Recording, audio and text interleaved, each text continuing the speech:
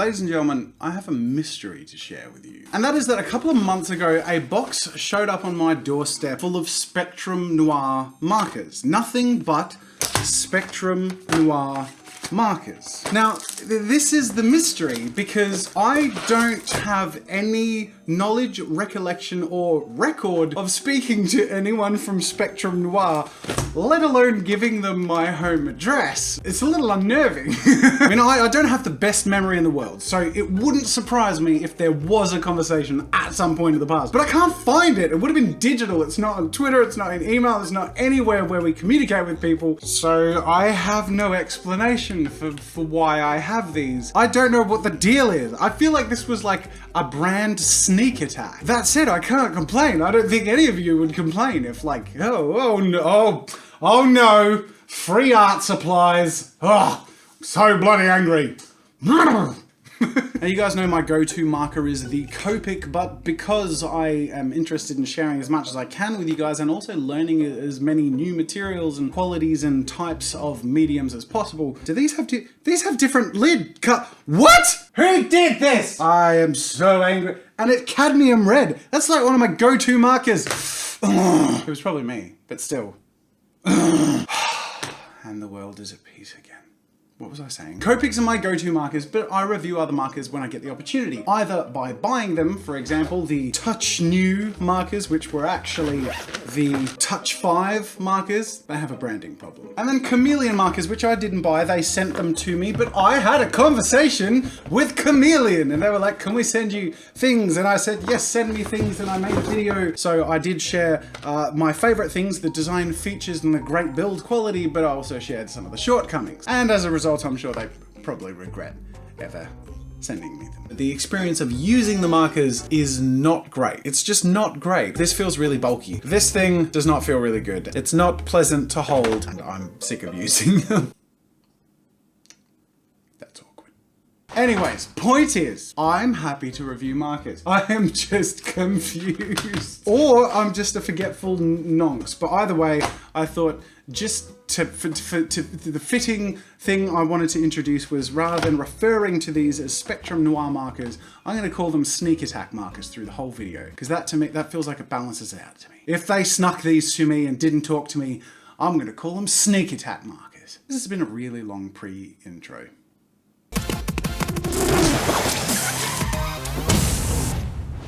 G'day ladies and gentlemen, welcome to Draw with Jazza. I'm Jazza, and today I'm going to be reviewing the sneak attack line of markers. I believe they're a lot more affordable than Copics, and I'm interested to see how they hold up. Now, what is their makeup? Well, as you can see, they're a hexagonal wait, I always get caught on this. Hex is 8.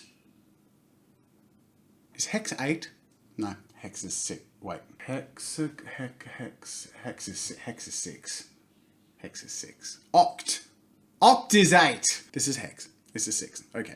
Hexagonal shaped markers, with one end being just a little felt tip nib and the other end being a quite large brush tip nib. Now these sneak attack markers look a little bit different because I guess you could say they look extra sneaky.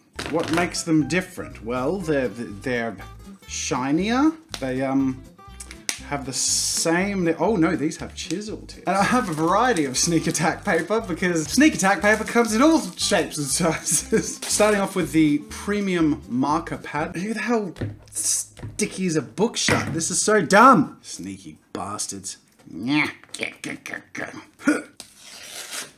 Great, good, fantastic product packaging design. Good job, sneak attack. Really like, that's my favorite way to have a sketchbook marker pad, is to have a big freaking rip in it. Oh, and on the back cover, fantastic. There's another sticker. 1 out of 10. That's my review. Thanks for watching. I haven't even gotten to putting marker down on paper yet. I hate stickers. Okay, yeah, no, it's quite a thick card, very smooth, reminiscent of the Express blending card that I use. It does feel a little thinner than that, but it feels like a happy usage thickness. There's a business card. Randy. I've been sneak attacked by Randy, who left his business card. Oh my God. There's a phone number. I'm gonna regret this. Hello, this is Randy in sales. Hi, Randy. How you going? Good. My name's Jazza, I'm an Australian art YouTuber. First I should let you know I'm actually recording this video for quality assurance purposes, but also for a YouTube video. I've been sent a whole bunch of Spectrum Noir markers. You work for Crafter's Companion? Correct. And I've been sent a large package of Spectrum Noir markers that I didn't know how I got them or why they were sent to me. I think we were requested to send those to you from Okay, thank you. Great. You've solved my mystery for me. We tried to give you a representation of our Illustrator, Yeah. Spectrum Noir Illustrator, which is a brush and a fine tip, 216 colors in that line. Spectrum Noir, if you're not familiar, those are an alcohol-based marker and can be blended very easily. The lower the number, the lighter the intensity of the color. Would you mind, Randy, if I include a bit of our phone call in the video? No problem. Great, thank you so much. I appreciate you sending me all this and explaining my idiocy to me. Okay, you have a great day now. You too, bye. Okay, bye-bye. Mystery solved! I'm a fucking idiot. As Randy briefly explained, there was a different company I was in contact with who do lots of different packaging of supplies, and they had offered to send me some of these through the wholesaler. I don't know how, but it was through someone else. That's why I don't have the... I'm sorry, baby. I love you. Great! We can jump back to being a normal review video. I am an idiot. But the great part is, I get to have the mystery and the reveal and the apology all in the one video. None of this Shane Dawson 8-part crap. We have the Spectrum Noir At least this is great video content. All right, so we have the Spectrum Noir Illustrator series, which has the felt tip and the brush tip. So let's just try one of these out. Here's the felt tip and the brush tip. How soft is the brush? Oh, that is actually a really nice brush. The only thing I'll say is the hexagonal shape is a bit bulky and clunky, not unlike the chameleon markers. So they're just feeling a little big in the hand, but otherwise the brush is fantastic. Like, it feels really good. And then we have these Spectrum Noir. So these are not the Illustrator series. I guess these are the classic, much like how COPIC have the classic COPICs that no one uses because they have only a chisel tip and a felt tip. Award-winning products by an award-winning company. Did we mention we've won awards before? That's really cool. I love this book, actually. It was one of the things I'm most impressed by so far. It's like got this lovely matte black and then just this tiny little like sheen. That is one of the nicest product booklets I've ever seen. And I rarely care about product booklets. This is their lineup of fine liners. They have, this one is a mystery. This is the sneak attack marker, but we have the 01, the 08, 05 and 005. That is a tiny felt tip, which leaves two more. The brush pen. It's a felt tip brush pen, so it hasn't got bristles, but it does have quite a long brush tip, so you can get really dainty thin lines, but then also quite thick variations. And I guess this could be useful for things like calligraphy and then also line weight variation artwork. And now for the mystery pen. Oh, it's just it hasn't got a marking on it, but it's just a normal fine liner, so that was anticlimactic.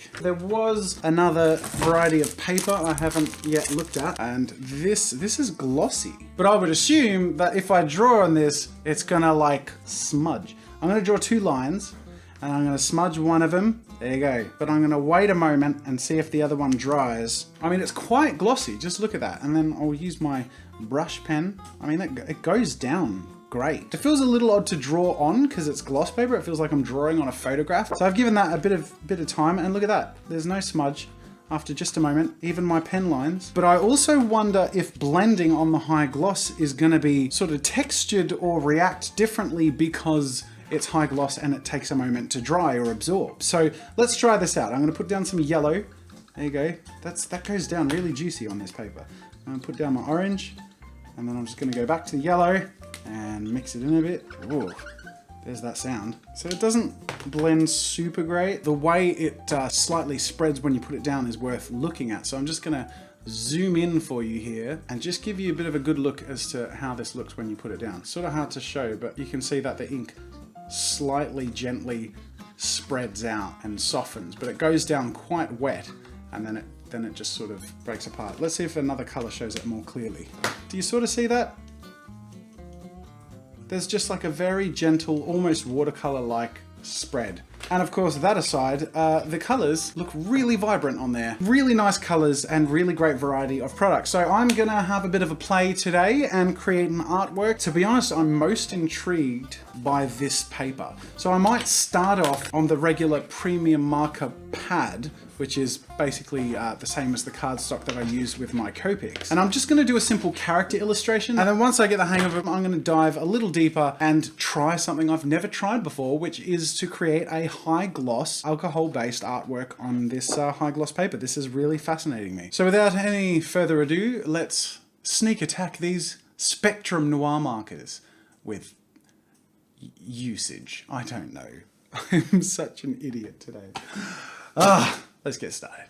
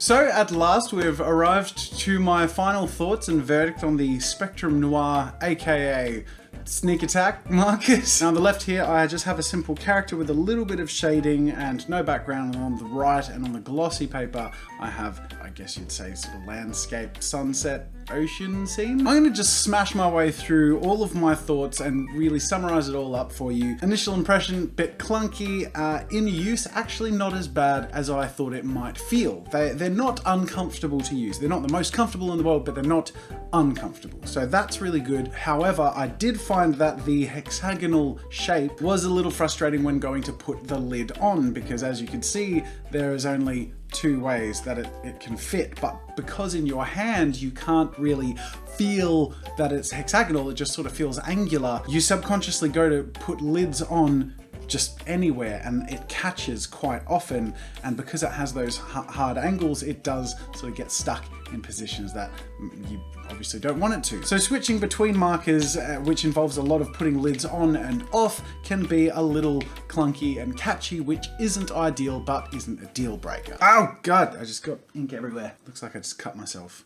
And I have purple blood! The design and feel of the pens are designed and they feel like pens, so nothing surprising there. And then the classic Spectrum Noir markers are, I mean, the same. I guess the rubber grips feel a little chunkier and less comfortable, so I'm not a fan of those, especially because they don't have the brush tip anyway. So I guess the Illustrator version of the Spectrum Noir are definitely the best as far as the marker lineup of the Spectrum markers is concerned. Now moving on to my impressions of the quality in application. I have nothing but praise for these pens, aside from the fact that obviously one of them is a mystery pen, and I don't know what size it is. They are definitely really good quality and hold up fantastically well, and in particular, the 005 pen, I think it's 0.05, is really good. It doesn't feel too delicate, because I know that the COPIC version of that really small nib does feel like you're gonna break it any second. So that's a really good one, but most of my praise actually goes to the brush pen. I have a few different variations of the brush pen.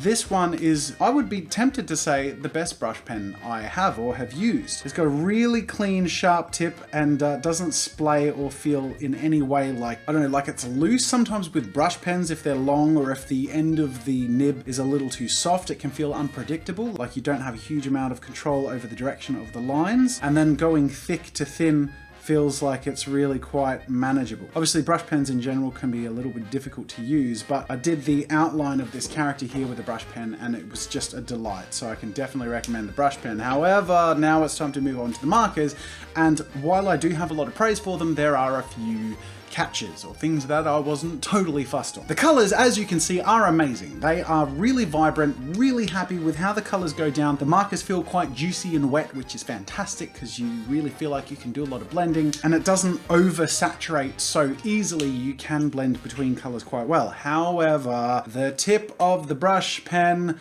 is a little soft. In fact, I'm gonna just try and do another zoom in and focus for you here just so you can see what I'm talking about. The very tip of the brush pen doesn't let you get super clean lines. It's just that little bit too broken up on the very end. Now this is me being very picky, but as you can see, the direction of where the nib goes moves quite easily based on where I'm drawing. So it has the opposite problem of the fine liner brush pen in that it's less clear if you're going to be drawing inside the lines or not, and because the very end of the tip is so soft, you quite often go outside of the lines and that brush tip changes shape. So it's worth mentioning that because the actual coloring in my piece, though overall quite good, I'm pretty happy with the results, it's still a little bit messy in places where normally it wouldn't be with how I'm used to doing coloring in particular with the Copics. As you can see, that brush tip is just that little bit more solid and holds its shape when you're going through the details. And I think the reason why this is a big one for me is because I don't like to switch from the brush tip. I like to fill in the whole piece, including the details,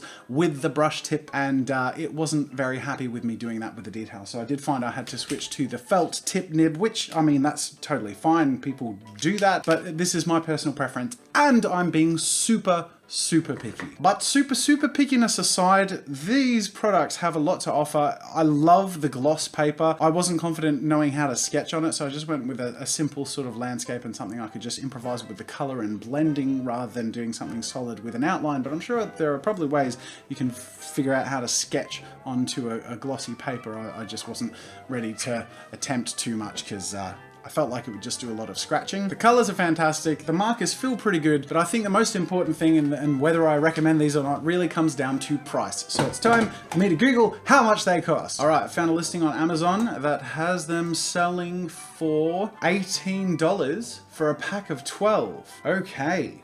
Well, that's interesting. There's a listing here of 4 packs of 24 for $113. However, they do look like an older version of the marker. This listing here has 8 packs of 6. Great, now I have to do maths. I'm just using the calculator. That's 48. 48 markers for a total of $130 US.